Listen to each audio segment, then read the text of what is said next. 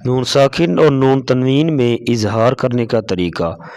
نون ساکن کے بعد یا نون تنوین کے بعد حمزہ عین خا اور غین خا میں سے کوئی حرف آئے تو وہاں اظہار ہوگا، یعنی غنہ نہیں ہوگا۔ ان 6 حروف کو حروف ہلکی کہتے ہیں۔ تو آئیے اس کلمے کو پڑھ لیتے ہیں۔ اظہار کرنے کا طریقہ: میم زیر نون من، عین زبر ع، من ع، من ع نہیں کریں گے، اخفا ہو جائے گا، یعنی نون ساکن کو ادا کر کے فوراً بعد والے حرف کو ادا کریں گے، درمیان میں دیر نہیں لگائیں گے۔ دیر لگائیں گے تو اخفا ہو جائے گا، یعنی غنہ ہو جائے گا۔